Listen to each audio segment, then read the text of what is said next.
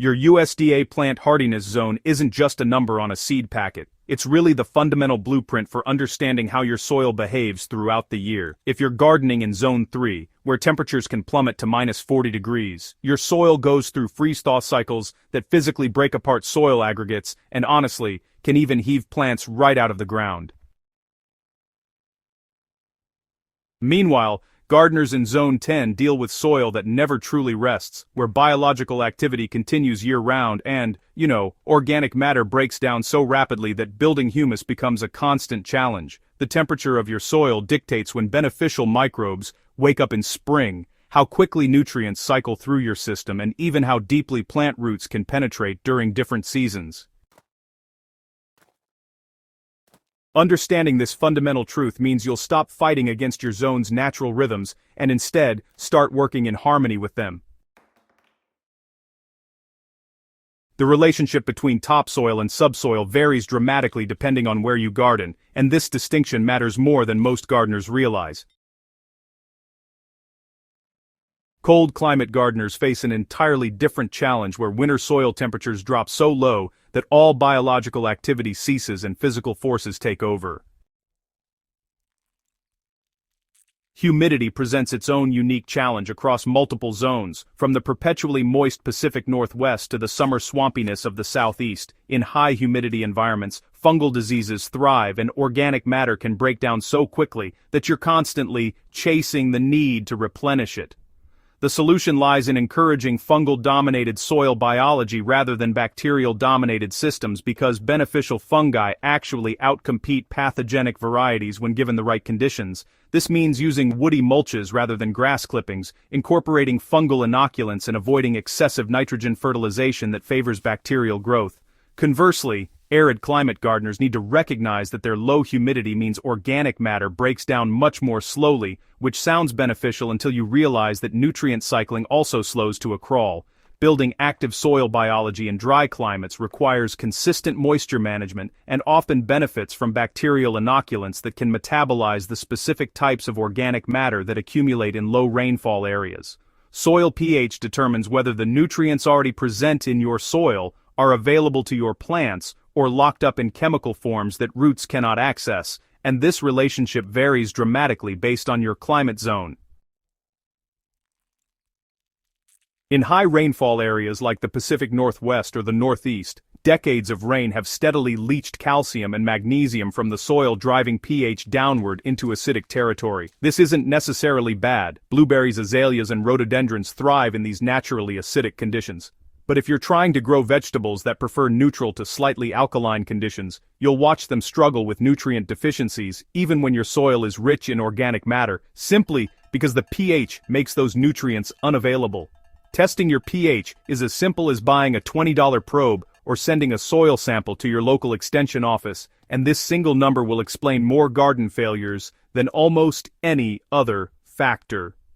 Adjusting pH requires understanding both chemistry and patience because dramatic shifts happen slowly, and trying to rush the process can harm soil biology.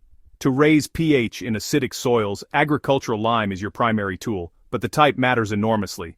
Calcitic limestone works in most situations, while dolomitic limestone provides both calcium and magnesium, essential if your soil test reveals magnesium deficiency, which is common in acidic, high rainfall zones. The application rate depends on both your current pH and your soil type, with clay soils requiring roughly twice as much lime as sandy soils to achieve the same pH change. Spread lime in fall so winter moisture can begin the slow process of neutralizing soil acidity. And, retest the following spring to see if additional applications are needed. Never try to change pH by more than 1 point per year, as rapid shifts can shock soil biology and create temporary nutrient imbalances worse than the original problem. Lowering pH in alkaline soils presents a different challenge, common in arid zones where low rainfall and high evaporation concentrate minerals at the soil surface. Elemental sulfur is the traditional amendment, breaking down through microbial action to form sulfuric acid that gradually acidifies soil. However, this process requires active soil biology and adequate moisture, meaning it works slowly in the very conditions that created alkaline soil in the first place. gardeners in alkaline zones often find more success working with their existing pH rather than against it, selecting plants adapted to alkaline conditions and using raised beds filled with imported acidic soil for any acid-loving plants they can't live without. One often overlooked factor is that irrigation water in many arid zones is itself alkaline, steadily pushing pH upward no matter what amendments you apply. Testing your water pH and considering rainwater collection for sensitive plants might be the most practical long-term solution. Compost is the universal soil improver that benefits every zone, but how you make it and apply it should vary based on your climate. Hot, arid zone gardeners need compost piles that are more like covered reactors, protecting materials from drying out before decomposition completes. Maintaining moisture in a compost pile when ambient humidity is, say, 20% requires either a covered system or frequent watering, and the finished product should be applied in thick layers to provide maximum moisture retention. Cold climate gardeners face the opposite challenge: compost piles that freeze solid for months and only actively decompose during the brief warm season. The solution is starting your pile in spring so it has maximum time to heat up and break down before winter, or maintaining a large enough pile that the interior stays warm even when exterior temperatures drop below freezing. The insulating properties of a cubic yard or more of organic matter can keep the core above 50 degrees even when it's -20 outside.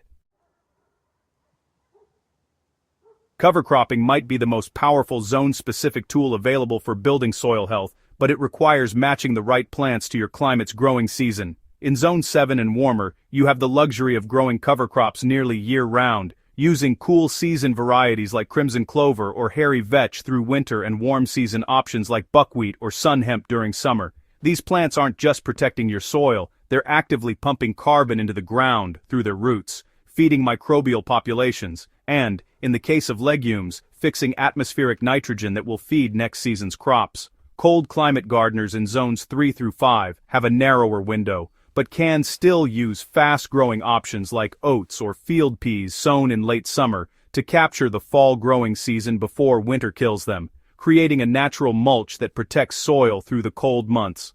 The key is understanding that cover crops serve different purposes in different zones: moisture retention and weed suppression in hot zones, erosion control and organic matter building in cold zones, and nutrient scavenging to prevent leaching in high rainfall zones.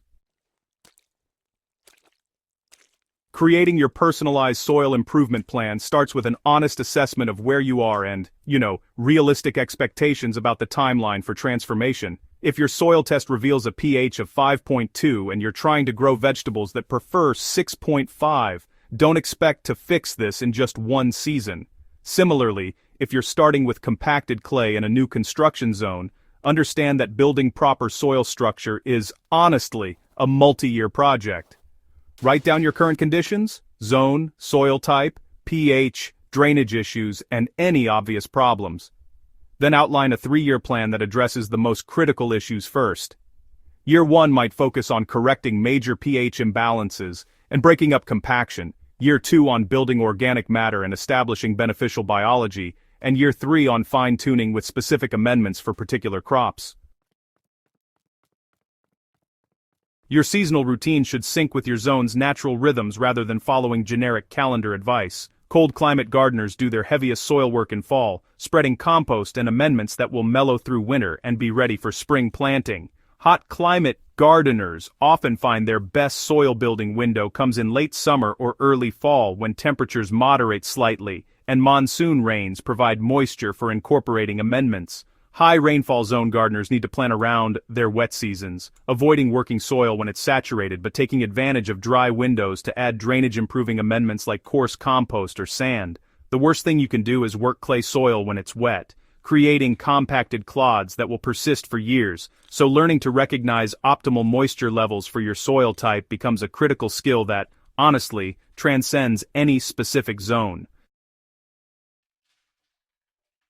Common problems manifest differently across zones but often have similar root causes. Compaction in heavy clay soil locks out oxygen and drowns roots, but happens more dramatically in high rainfall zones where traffic on wet soil causes maximum damage. Poor drainage might mean water pooling on the surface in clay soils, or nutrients leaching away too quickly in sandy soils, requiring completely opposite solutions. Nutrient deficiencies often trace back to pH imbalances rather than actual lack of nutrients, meaning you can fertilize endlessly without results if you haven't addressed the underlying chemistry. Whatever challenges your specific zone presents, remember that soil improvement is a cumulative process where small, consistent actions compound over seasons into dramatic transformation. The garden you create 5 years from now will be fundamentally different from the one you're working with today, not because of any single heroic intervention, but because you understood your zone and worked with its unique characteristics rather than against them. I encourage you to start your zone-specific soil journey today by conducting that simple squeeze test and digging down to examine your soil profile. Document what you find with photos and notes, then revisit this guide as you plan your amendments and strategies. Subscribe to the Living Soil Lab so you never miss the detailed, zone-specific content we're constantly creating for gardeners who want to understand the why behind the how. Share this video with gardening friends who are struggling in their zones, because the most powerful gardens are built by communities of gardeners learning together and sharing what works in their specific conditions. Your thriving garden is waiting. It just needs you to crack your zone's unique soil code.